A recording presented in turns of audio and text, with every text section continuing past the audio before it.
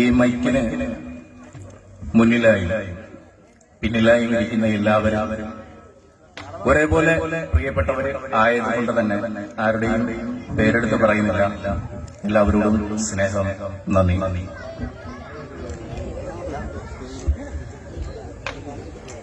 വളരെ മനോഹരമായ ഒരു ചടങ്ങാണ്. സലീമുക്ക ഈ ചടങ്ങിനെ കുറിച്ച് പറഞ്ഞപ്പോൾ പറഞ്ഞത് വളരെ തുച്ഛമായ കുറച്ച് കുട്ടികൾ ഇവിടെ ഉണ്ടാവും, അവരുടെ രക്ഷകർത്താക്കൾ ഉണ്ടാകും എന്നാണ് പറഞ്ഞതെങ്കിലും വളരെ പ്രൗഢഗംഭീരമായ ഒരു ചടങ്ങിന് മുന്നിലാണ് ഇപ്പോൾ ഇവിടെ നിൽക്കുന്നത്. വളരെയധികം സന്തോഷം. നമ്മളിവിടെ കൂടിയിരിക്കുന്ന ഈ രാവിനൊരു പ്രത്യേകതയുണ്ട്. നാളെ വിഷുവാണ്. വിഷുവിനെ കുറിച്ച് ഈ ഇരിക്കുന്ന കൊച്ചു കൂട്ടുകാർക്ക് എല്ലാവർക്കും അറിയാം. അതുകൊണ്ട് അതിലേക്ക് കൂടുതൽ പറയേണ്ട കാര്യമില്ല. പക്ഷെ പറയാൻ ഉദ്ദേശിച്ചത് വിഷുവിനൊരു പ്രത്യേകതയുണ്ട്. നമുക്കറിയാം, കടുത്ത വേനലാണ്. നമുക്ക് ചുറ്റുമുള്ള ജലാശയങ്ങളൊക്കെ വറ്റി വരണ്ട് മരങ്ങളൊക്കെ ഉണങ്ങി ഒരുതരം മരുഭൂമി പോലെ ആയിക്കൊണ്ടിരിക്കുകയാണ് നമ്മുടെ പ്രദേശങ്ങളും. കാലാവസ്ഥയും അതികഠിനമായ ചൂടിലേക്ക് കടന്നിരിക്കുകയാണ്. വിഷുവിന്റെ പ്രത്യേകത എന്താണെന്ന് വെച്ചാൽ കൊടും വേനലിൽ ആഘോഷിക്കുന്ന അപൂർവം ആഘോഷങ്ങളിൽ ഒന്നാണ് വിഷു. കൊടും വേനലിലാണ് എല്ലാ വർഷവും വിഷു എത്തുക, മേടമാസത്തിലാണ്. ഈ മേടമാസത്തിൽ വിഷുവിന്റെ വരവറിയിച്ചുകൊണ്ട് കണിക്കൊന്നകൾ പൂക്കാറുണ്ട്. വറ്റി വരണ്ട് കിടക്കുന്ന ഈ ഭൂമിയെ, നമ്മുടെ പ്രദേശത്തെയൊക്കെ ആ പ്രദേശത്ത് ഒരേ ഒരു കണിക്കൊന്നയൊന്ന് പൂത്താൽ ആ ഋതു അപ്പാടെ മാറി വസന്തം വിരിയിക്കുവാൻ ആ കണിക്കൊന്നയ്ക്ക് കഴിയും. കൊടും വേനലിൽ ഒരു ഒറ്റ മരം വസന്തം തീർക്കുന്ന അപൂർവ കാഴ്ച സമ്മാനിക്കുന്ന ഒരു ഉത്സവമാണ് വിഷു നമുക്ക്. ഇപ്പോൾ അത് പറയാൻ കാരണം ഇതേപോലെ ഒരു കാഴ്ച കഴിഞ്ഞ ദിവസം നമ്മൾ കണ്ടു. ഒരു മരത്തിന് ഒറ്റയ്ക്കൊരു വസന്തമാകാൻ കഴിയുന്നത് പോലെ, കൊടും വേനലിൽ ഒരു മരം വസന്തം വിരിയിക്കുന്നത് പോലെ, ഒരു മരം ഒറ്റയ്ക്ക് ഒരു ഋതുവിനെ അപ്പാടെ മാറ്റി മറിക്കും പോലെ നമുക്ക് മുന്നിൽ ഒരു കാഴ്ച കഴിഞ്ഞ ദിവസം നമ്മൾ കണ്ടു. ബോബി ചെമ്മണ്ണൂർ എന്ന മനുഷ്യൻ, മലയാളികൾ ഒന്നടങ്കം 34 കോടി രൂപ എന്ന ഒരു വലിയ തുകയ്ക്ക് മുന്നിൽ പകച്ചു നിന്നപ്പോ നമ്മുടെ ഇവിടുത്തെ ഭരണാധികാരികൾ ഉൾപ്പെടെ വലിയ കോടീശ്വരന്മാർ ഉൾപ്പെടെ 34 കോടി രൂപ എന്നൊരു വലിയ തുകയ്ക്ക് മുന്നിൽ ഒരു നിരപരാധിയായ ഒരു മനുഷ്യനെ തൂക്കുകയറിന്റെ മുന്നിൽ നിന്ന് രക്ഷപ്പെടുത്തുവാൻ 34 കോടി രൂപ എന്നൊരു വലിയ സംഖ്യയ്ക്ക് മുന്നിൽ കേരളം അപ്പാടെ പകച്ചു നിന്നപ്പോ ആ പകച്ചു നിന്ന് ആ വേനലിൽ ഒരു മനുഷ്യനൊറ്റയ്ക്ക് ഒരു വസന്തം തീർത്ത ഒരു കാഴ്ച ബോബി ചെമ്മണ്ണൂർ. 2 ദിവസം കൊണ്ട് അദ്ദേഹം 34 കോടി രൂപ കളക്ട് ചെയ്തെടുത്തു. ഒരു തരം വിഷുവിന് കണിക്കൊന്ന പൂക്കുന്ന ഒരു മനുഷ്യന്റെ ഒറ്റയ്ക്കുള്ള ഒരു പ്രയത്നം. ആ പ്രയത്നം പോലെ മറ്റൊരു സംഭവം ഇപ്പോൾ നമ്മുടെ വർത്തമാനകാലത്ത് നമ്മൾ കണ്ടുകൊണ്ടിരിക്കുന്നത് ആടുജീവിതം എന്നൊരു സിനിമ തിയേറ്ററിലോടുന്നു. ആടുജീവിതം കൊച്ചു കൂട്ടുകാരൊക്കെ ഒരുപക്ഷെ ഇപ്പോഴായിരിക്കും അറിഞ്ഞിട്ടുണ്ടാവുക. ഏതാണ്ട് 18 വർഷം മുമ്പ് പുറത്തിറങ്ങിയ ഒരു നോവലാണ്. ബെന്യാമിന്റെ 200 പേജ് വലിപ്പമുള്ളൊരു നോവലാണ് ആടുജീവിതം. ഇപ്പോഴും തിയേറ്ററിലേക്ക് അടുക്കാൻ പറ്റാത്ത രീതിയിൽ അവിടെ ജനപ്രളയമാണ്. ആ സിനിമ കാണുവാൻ വേണ്ടി കുട്ടികളും മുതിർന്നവരും ഒക്കെ ഓടിയെത്തുന്നുണ്ട്. ആ സിനിമയുടെ പ്രമേയത്തെ കുറിച്ച് ഒരുപക്ഷെ നിങ്ങൾക്കെല്ലാം അറിയാം. മരുഭൂമിയിൽ 3.5 വർഷക്കാലം ആടുകൾക്കൊപ്പം ഒറ്റപ്പെട്ടു പോയ നജീബ് എന്ന് പറഞ്ഞ ആലപ്പുഴക്കാരനായ ഒരു ചെറുപ്പക്കാരന്റെ കഥയാണ്. ആ കഥ നമുക്കെല്ലാം ഇഷ്ടപ്പെടാൻ കാരണം, എത്ര പേര് ആ പുസ്തകം വായിച്ചിട്ടുണ്ടാകും എന്നെനിക്കറിയില്ല, പക്ഷെ സിനിമയെ കുറിച്ച് അറിയാത്തവരുണ്ടാവില്ല. ആ പുസ്തകം ജനങ്ങൾ നെഞ്ചേറ്റുവാൻ കാരണം, ആ സിനിമ ജനങ്ങൾ നെഞ്ചേറ്റുവാൻ കാരണം, ഈ ജനങ്ങൾ മുഴുവൻ അവിടേക്ക് ആർത്തരച്ച് എത്തുവാൻ കാരണം ആ മനുഷ്യന്റെ, ഒറ്റപ്പെട്ട് കിടന്ന ഒരു മനുഷ്യന്റെ കഥ ആയതുകൊണ്ടല്ല. 3.5 വർഷം ദാഹജലം പോലും കിട്ടാതെ ഒരു മരുഭൂമിയിൽ മരണത്തോട് മല്ലിട്ട് കിടന്നിട്ടും ഒരിക്കൽ പോലും ആത്മഹത്യയെക്കുറിച്ച് ചിന്തിക്കാതെ ജീവിതത്തെക്കുറിച്ച് മാത്രം ചിന്തിച്ചുകൊണ്ട് പോരാടി വിജയിച്ച ഒരു മനുഷ്യന്റെ കഥയായതുകൊണ്ടാണ്, ആ പോരാട്ടത്തിന്റെ കഥ കാണാൻ, ആ അതിജീവനത്തിന്റെ കഥ കാണാനാണ് ഈ ജനങ്ങൾ മുഴുവൻ തിയേറ്ററിലേക്ക് ഓടിയെത്തിക്കൊണ്ടിരിക്കുന്നത്. അത് പറയുമ്പോ വർഷങ്ങൾക്ക് മുമ്പുള്ള ഒരു കഥയും കൂടി പറയേണ്ടി വരും. ആ കഥ ഒരുപക്ഷെ ഇരിക്കുന്ന പലർക്കും അറിയാവുന്നതായിരിക്കും. ഏതാണ്ട് 10-30 വർഷങ്ങൾക്ക് മുമ്പ് മഹാരാഷ്ട്രയിൽ നടന്ന ഒരു കഥയാണ്. മഹാരാഷ്ട്രയിലെ ബുൽത്താന എന്ന് പറഞ്ഞ സ്ഥലത്ത്, ആ കഥ നിങ്ങൾ കേട്ടിട്ടുണ്ടാവും. ഒരുപാട് സ്ഥലങ്ങളിൽ ഒരുപാട് പേർ പറഞ്ഞിട്ടുള്ള ഒരു കഥയാണെങ്കിൽ ഇവിടെ പറയേണ്ട ആവശ്യകത ഉള്ളത് കൊണ്ട് മാത്രം പറയുന്നത്.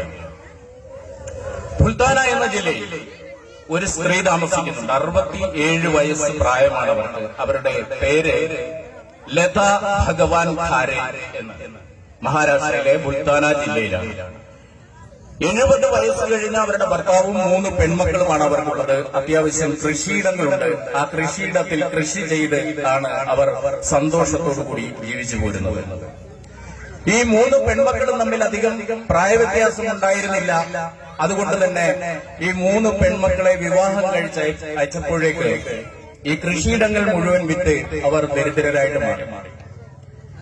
ഈ പെൺമക്കളെയൊക്കെ വിവാഹം കഴിച്ചയച്ചതും കൃഷിക്കാരുടെ ഭവനങ്ങളിലേക്കാണ്. അവരും അത്ര വലിയ സാമ്പത്തിക ശേഷിയുള്ള ആളുകളായിരുന്നില്ല. അങ്ങനെ ഈ മക്കളൊക്കെ അവരുടെ വഴിക്ക് പോയി. സ്വന്തമായിട്ട് ഇവർക്ക് 2 പേർക്ക് ആകെ അറിയാവുന്നത് കൃഷിപ്പണിയാണ്. സ്വന്തം കൃഷിയിടങ്ങളൊക്കെ വിറ്റുപോയി. അവരുടെ സമീപവാസിയായ ഒരു ജന്മിയുടെ കൃഷിയിടത്തിൽ ഇവർ 2 പേര് പണിക്ക് പോകാൻ തുടങ്ങി.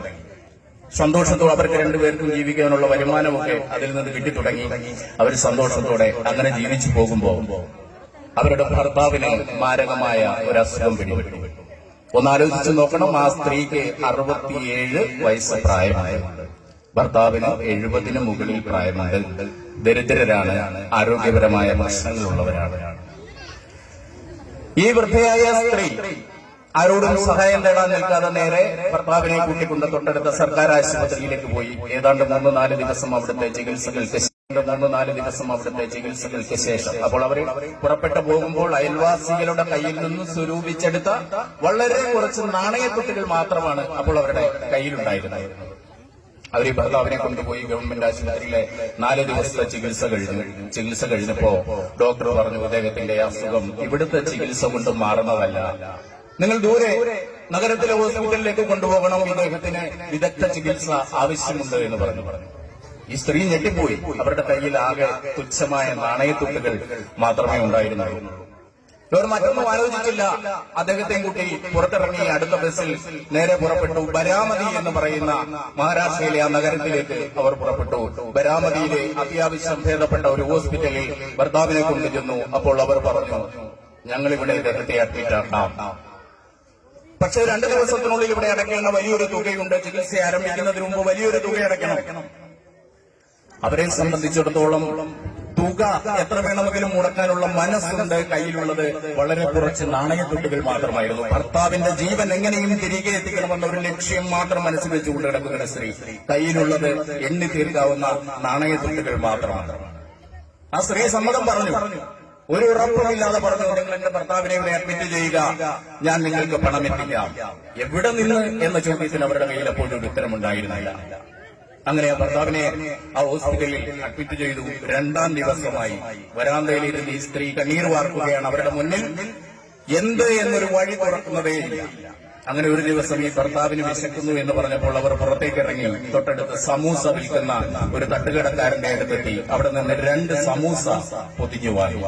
ഇതുമായി അവർ ഹസ്ബൻഡിന്റെ അടുത്തെത്തി. ഒന്ന് അദ്ദേഹത്തിനും കൊടുത്തു, ഒന്ന് അവര് കഴിച്ചു തീർന്ന് ആ എണ്ണ പറ്റിയ പേപ്പർ നിവർത്ത് നോക്കുമ്പോൾ അതിലൊരു വലിയ പരസ്യം അവർ കണ്ടു. ആ പരസ്യം ഇങ്ങനെയാണ്, തൊട്ടടുത്ത ദിവസം പ്രശസ്തമായ ബരാമതി മാരത്തോൺ മത്സരം നടക്കുകയാണ്. ഏതാണ്ട് 1 ലക്ഷത്തിന് മുകളിലുള്ള വലിയൊരു തുക സമ്മാനമുള്ള ബരാമതി മാരത്തോൺ തൊട്ടടുത്ത ദിവസമാണ്. അതിന്റെ അറിയിപ്പ്, അതിന്റെ പരസ്യമാണ് ആ എണ്ണ പറ്റിയ സമൂസ പൊതിഞ്ഞു കൊണ്ടുവന്ന ആ പേപ്പറിൽ ഉണ്ടായിരുന്നത്. അവരുടെ മനസ്സിൽ എവിടെയോ പ്രതീക്ഷയുടെ ഒരു മുകളമുണ്ടായി. അവർ നേരെ ഭർത്താവിനോട് പറയാതെ അടുത്ത ദിവസം ഞാൻ ഉണ്ടാവില്ല എന്ന് പറഞ്ഞ് ഡോക്ടർമാരോടും നഴ്സുമാരോടും പറഞ്ഞു, ഇദ്ദേഹത്തെ നോക്കിക്കൊള്ളണം, ഞാൻ ഒരു ദിവസം കഴിഞ്ഞ് തിരിച്ചു വരുമെന്ന് പറഞ്ഞിട്ട് ആ രാത്രി അവർ അവിടെ നിന്ന് പുറപ്പെട്ടു.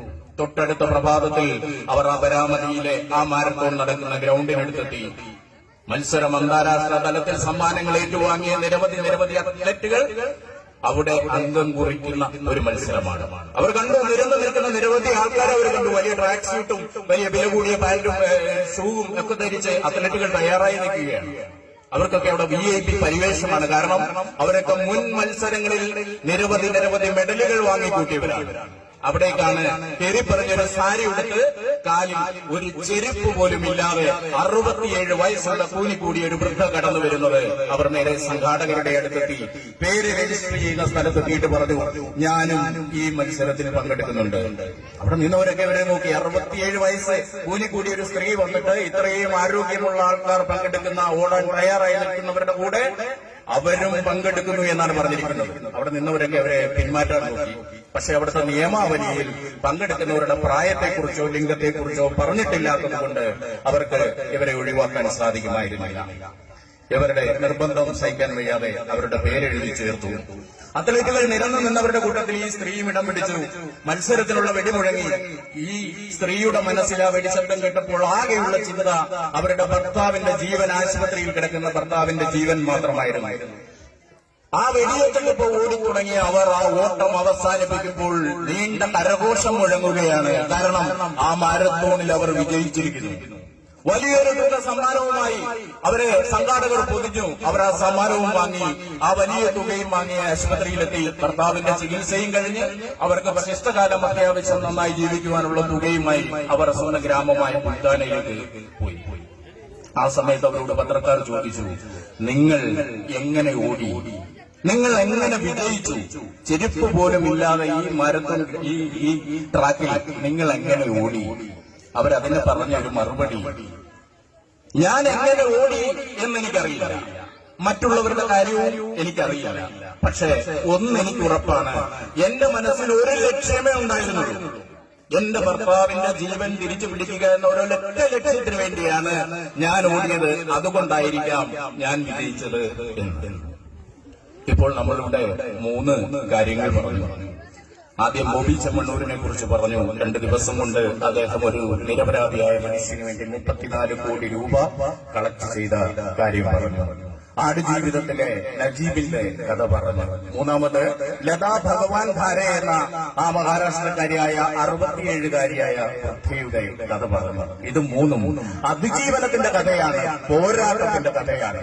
ഇതെന്തിനു പറഞ്ഞു എന്ന് ചോദിച്ചാൽ, എന്റെ മുന്നിലിരിക്കുന്ന ഈ കൊച്ചു കൂട്ടുകാർ ഇവരൊക്കെ പരീക്ഷ കഴിഞ്ഞു പിരിക്കുകയാണ്. അടുത്ത വർഷങ്ങളിൽ വീണ്ടും പരീക്ഷകളിലേക്ക് കടക്കുകയാണ്. ഈ പോരാട്ടത്തിന്റെയും അതിജീവനത്തിന്റെയും ഒക്കെ വാർത്തകൾക്കൊപ്പം നമ്മൾ നിത്യവും പത്രത്തിൽ വായിക്കാറുള്ള മറ്റൊരു വാർത്തയുണ്ട്. പരീക്ഷയിൽ മാർക്ക് കുറഞ്ഞതിന് വിദ്യാർത്ഥി അല്ലെങ്കിൽ വിദ്യാർത്ഥിനി ആത്മഹത്യ ചെയ്തു. ഫുൾ A+ കിട്ടാത്തതിന് ആത്മഹത്യ ചെയ്തു. പ്രതീക്ഷിച്ച മാർക്ക് കിട്ടാത്തതിന് ആത്മഹത്യ ചെയ്തു. അഡ്മിഷൻ കിട്ടാത്തതിന് ആത്മഹത്യ ചെയ്തു. +2 മാർക്ക് കുറഞ്ഞതിന് ആത്മഹത്യ ചെയ്തു. നിങ്ങളൊന്ന് ചിന്തിച്ചു നോക്കൂ. 67 വയസ്സുള്ള ഒരു സ്ത്രീയുടെ പോരാട്ടത്തിന്റെ കഥ നമ്മൾ കേട്ടു. 3.5 വർഷം ദാഹജലം കിട്ടാതെ മരുഭൂമിയിൽ അതിജീവിച്ച ഒരാളുടെ കഥ നമ്മൾ കേട്ടു. നിങ്ങൾ ഈ പറയുന്ന A+കൾക്ക് ജീവിതത്തിൽ ഒരു വിലയുമില്ല. ഈ A+കളൊക്കെ സർട്ടിഫിക്കറ്റിലേക്ക് മാത്രമുള്ളതാണ്. ഈ A+കൾ, ഈ സർട്ടിഫിക്കറ്റുകൾ നിങ്ങളുടെ ജീവിതത്തിലേക്കുള്ള വെറും ഒരു എൻട്രി പാസ് മാത്രമാണ്. നിങ്ങൾ പഠിക്കേണ്ടത് ജീവിതമാണ്. ജീവിതം പഠിപ്പിക്കുന്ന ഒരു സർവകലാശാലയിലും ലോകത്തിലെങ്ങുമില്ല.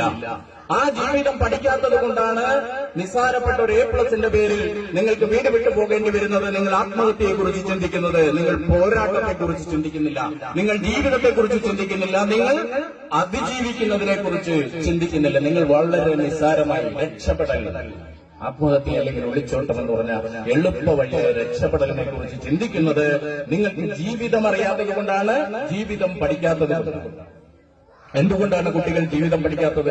ഇപ്പൊ സലീമൊക്കെ ഇവിടെ പറഞ്ഞു നേരത്തെ വിദ്യാഭ്യാസ സമ്പ്രദായത്തെക്കുറിച്ച്, ഗുരുകുല സമ്പ്രദായത്തെക്കുറിച്ച് പഠിച്ചു. ഗുരുകുല സമ്പ്രദായ